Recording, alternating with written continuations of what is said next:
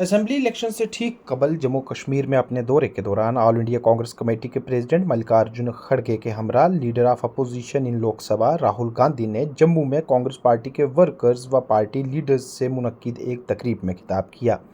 इस तकरीब में बोलते हुए राहुल गांधी ने कहा कि जम्मू कश्मीर को रियासत का दर्जा वापस दिलवाना कांग्रेस पार्टी की पहली तरजीह है।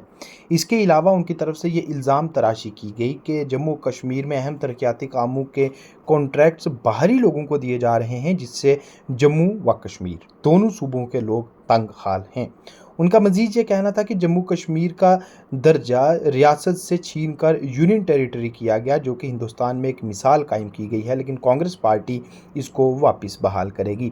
इसके अलावा उनका मजीद ये कहना था कि जम्मू कश्मीर में हर एक शख्स को दरपेश मसाइल का हल करना कांग्रेस पार्टी की तरजीह है और असेंबली इलेक्शन में पार्टी पूरी कुव्वत के साथ मैदान में उतरने जा रही है।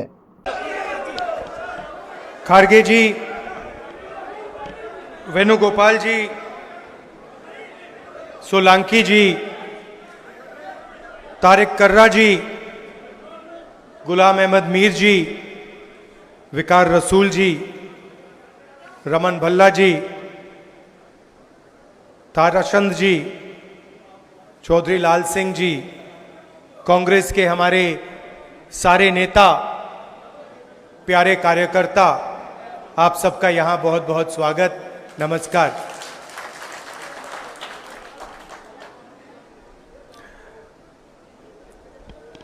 चार स्टेट्स के चुनाव हैं और कुछ दिन पहले खारगे जी और मेरी बात चल रही थी चुनाव के बारे में, तो हमने मिलकर डिसीजन लिया कि हम दोनों को सबसे पहले जम्मू कश्मीर जाना चाहिए।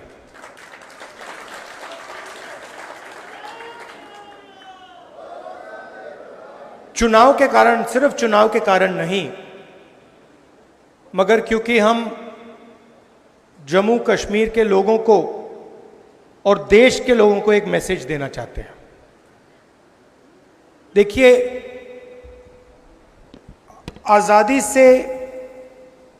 आजादी के बाद पहली बार किसी स्टेट को यूनियन टेरिटरी बनाया गया है। मतलब हिंदुस्तान में स्टेट्स को डिवाइड कर दिया गया। उत्तराखंड बना, झारखंड बना, तेलंगाना बना, यूनियन टेरिटरीज को स्टेट में बदल दिया, मगर कभी भी स्टेट से यूनियन टेरिटरी नहीं बनी। मतलब हिंदुस्तान की हिस्ट्री में रिप्रेजेंटेशन का बढ़ावा ही हुआ है, ज्यादा रिप्रेजेंटेशन दिया गया है। झारखंड के लोगों को रिप्रेजेंटेशन दिया गया, तेलंगाना के लोगों को रिप्रेजेंटेशन दिया गया, मगर एक ही उदाहरण है जहां लोगों से रिप्रेजेंटेशन छीना गया, वो है जम्मू कश्मीर। हिस्ट्री में यह पहली बार हुआ है और इसका नतीजा आपने देखा है। एडमिनिस्ट्रेटर कहते हैं, मगर सचमुच में उनको महाराजा कहना चाहिए, एम्परर कहना चाहिए, किंग कहना चाहिए, और पूरा का पूरा जो फायदा हो रहा है वो जम्मू के लोगों का नहीं हो रहा है, कश्मीर के लोगों का नहीं हो रहा है, बाहर के लोगों का हो रहा है। चाहे छोटे, मैं स्टेट का नाम नहीं लूंगा, चाहे छोटे कॉन्ट्रैक्ट्स हों, बड़े कॉन्ट्रैक्ट्स हों, सरकार में पोजीशंस हों, आप लोगों को कोई फायदा नहीं हो रहा है, आप लोगों को सिर्फ नुकसान हो रहा है। इसलिए हम चाहते थे कि चुनाव से पहले आपका स्टेटहुड आपको वापस दिया जाए। अब ठीक है, इन्होंने चुनाव पहले कर दिया, मगर हम अभी भी चाहते हैं कि जल्दी से जल्दी आपके स्टेट की लगाम आपके हाथ में वापस दी जाए। मतलब आपको स्टेटहुड एक बार फिर से मिले। आपके बीच में, मेरे बीच में आप रिश्ता जानते हो। ये राजनीतिक रिश्ता नहीं है, जैसे मैंने कहा मोहब्बत का रिश्ता है, पारिवारिक रिश्ता है। मेरा परिवार आपके स्टेट से ही आता है। तो आपको यह सोच के चलना है कि दिल्ली में आपका सिपाही मैं हूं। जो भी आप चाहेंगे, जो भी आप चाहेंगे, मेरे दरवाजे आपके लिए खुले हैं। आपको सिर्फ ऑर्डर देना है और मैं यहां हाजिर हो जाऊंगा।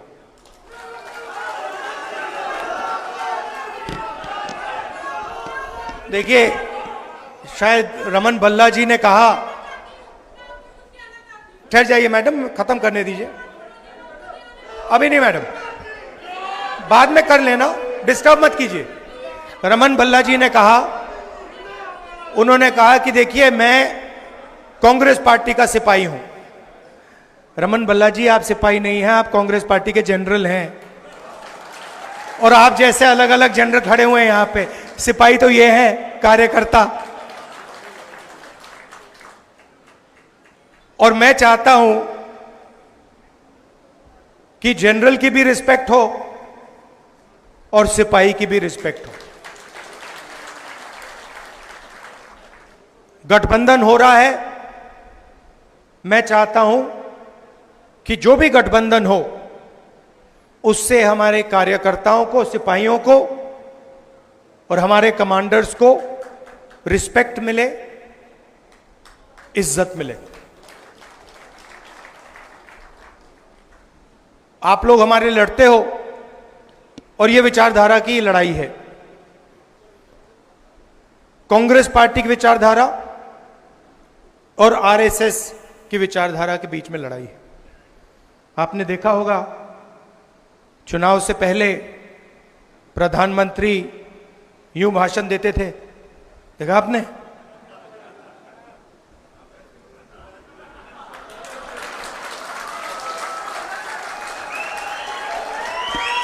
मैं आपको बता रहा हूं, आप गलत फहमी में मत हो।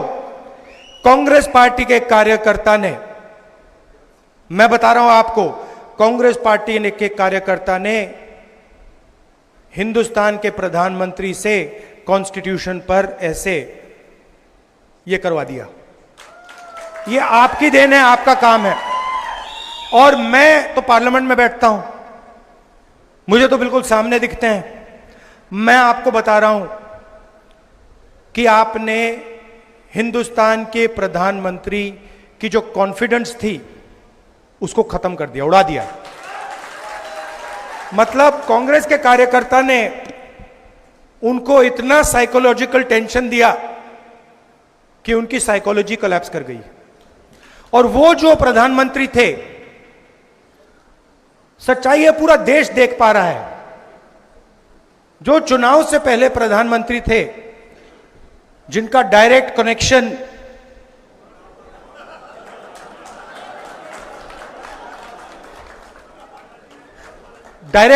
जिनका ऊपर था, वो प्रधानमंत्री नहीं रहे। और ये आप लोगों का काम है। क्यों? क्योंकि कठिनाई के समय, जब कठिनाई थी, जब आपकी विचारधारा पर आक्रमण हो रहा था, तो आप लोग कांग्रेस पार्टी का झंडा लिए घूम रहे थे। यह सच्चाई है। बहुत सारे लोग झंडा फेंक कर भाग गए। आप नहीं गए, आप खड़े रहे। आपने लाठी खाई, गोली खाई, गाली खाई, मगर आप 1 इंच पीछे नहीं हटे। इसलिए मैं आपको कांग्रेस पार्टी के बब्बर शेर कहता हूं। और मैं चाहता हूं कि ठीक है, चुनाव में टिकट बांटे जाते हैं, बड़े बड़े नेताओं को टिकट बांटे जाते हैं, मगर मैं ये भी चाहता हूं कि हमारे कार्यकर्ताओं को भी एमएलए बनने का मौका मिले। तो कर्रा साहब, वेणुगोपाल जी, मीर साहब, मैं आपसे कहना चाहता हूं कि मैं उदाहरण देखना चाहता हूं जहां जमीनी कार्यकर्ताओं को एमएलए का टिकट दिया गया और वो विधानसभा तक पहुंचा।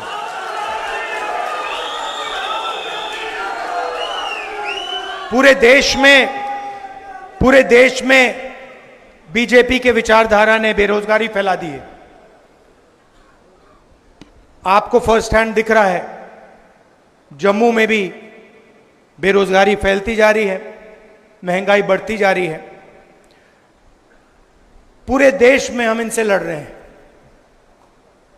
जहां भी आप नोटिस कीजिए, चुनाव के बाद जहां भी ये कोई बदमाशी करने की कोशिश करते हैं, जहां भी बदमाशी करने की कोशिश करते हैं, हम उनको वहां सामने खड़े मिलते हैं। ये लैटरल एंट्री का किया ना इन्होंने, अदानी जी की मदद करने की कोशिश की ना, वहां पे हम खड़े हो गए, उसको कैंसिल कर दिया। तो हम इनको छोड़ने वाले नहीं हैं। अगर इन्होंने थोड़ी सी भी बदमाशी की, कांग्रेस पार्टी के सारे कार्यकर्ता इनके सामने खड़े दिखाई देंगे और जो गलत बिल एक पास करने की कोशिश करेंगे, उस बिल को हम रद्द करवा देंगे। हम ऑपोजिशन में बैठे हैं, मगर सरकार को कांग्रेस पार्टी का कार्यकर्ता चलाएगा। आप सबका अच्छा देखिए, एक और लड़ाई है। जम्मू का कल्चर है, जम्मू की हिस्ट्री है। यहां माता वैष्णो देवी की ये जमीन है। आपका जीने का तरीका है, आपका सोचने का तरीका है, वो अलग है। जम्मू का अलग है, केरल का अलग है, कर्नाटक का अलग है, उत्तर प्रदेश का अलग है। हम चाहते हैं कि हर जगह का कल्चर, उनकी हिस्ट्री, उनकी भाषा, इन चीजों की रक्षा हो। हम चाहते हैं कि आपकी आवाज आपकी सरकार में हो, और जो आप चाहते हैं जम्मू कश्मीर के लिए, जो आप चाहते हैं, जो आपके दिल में है, वो हो। अब बीजेपी की दूसरी सोच है, वो पूरे देश को नागपुर से चलाना चाहते हैं। वो सोचते हैं कि रिमोट कंट्रोल से पूरा देश चले, चाहे जम्मू कश्मीर हो, चाहे महाराष्ट्र हो। भैया, ये जो आप शिकायत दे रहे हो ना कि बाहर के लोग पूरा का पूरा फायदा उठा रहे हैं, आप महाराष्ट्र जाइए, वहां पूछिए, वो भी आपको यही कहेंगे कि भैया महाराष्ट्र में भी बाहर के लोग फायदा उठा रहे हैं। तो ये सिर्फ आपके यहां नहीं हो रहा है, ये इनकी सोच है, सेंट्रलाइज करने की सोच है। हमारी सोच डिसेंट्रलाइज करने की है। हम चाहते हैं कि पंचायती राज हो, मनरेगा हो, पंचायतों में आपके डिसीजन लिए जाएं, विधानसभा में आपके डिसीजन लिए जाएं, लोकसभा में आपकी आवाज पहुंचे। कभी कभी हमारी पार्टी में प्रॉब्लम हो जाती है, मैं खुल के बोल रहा हूं, कभी कभी कॉन्ट्रडिक्शन हो जाता है। कोई हमारा आदमी कहता है नहीं भाई मैं तो महाराष्ट्र की बात करूंगा, और पार्टी में टेंशन होती है, हम कहते हैं नहीं तुम बोलो, तुम्हें करना है, तुम खुल के बोलो, तुम्हें अपना मुद्दा उठाना है, हम मैनेज करेंगे। तो हम किसी की आवाज दबाने की कोशिश नहीं करते, और मीडिया में हमारा नुकसान भी होता है। कभी कभी लोग कहते हैं देखिए कांग्रेस पार्टी में अलग अलग विचारधाराएं हैं। अलग अलग विचारधारा हैं क्योंकि हम पूरे देश को चलाते हैं, और हम चाहते हैं कि देश के लोगों की आवाज, अलग अलग भाषाएं, अलग अलग जात, ये सब सुनाई दे। तो मैं ये आपसे कहना चाहता हूं, हम स्टेटहुड चाहते हैं। हम चाहते हैं कि जो आपके दिल में है, जिस प्रकार से आप अपने स्टेट को चलाना चाहते हो, उसी प्रकार से आप चलाओ। इसीलिए हम ये मैसेज देने आए। दिल से आपका धन्यवाद करना चाहता हूं। आपने कमाल कर दिया। मैं आपको बता रहा हूं, आप कांग्रेस पार्टी के कार्यकर्ताओं ने, शायद आप भी नहीं समझ सकते कि आपने किया क्या। मैं यहां से देख रहा हूं और मैं कह रहा हूं कि कांग्रेस पार्टी के कार्यकर्ता ने हिंदुस्तान के लोकतंत्र को बचाया है, डेमोक्रेसी को बचाया है। अभी एक दो और कदम लेने हैं, वो आप ले लोगे, मगर आपने इस चुनाव में कॉन्स्टिट्यूशन को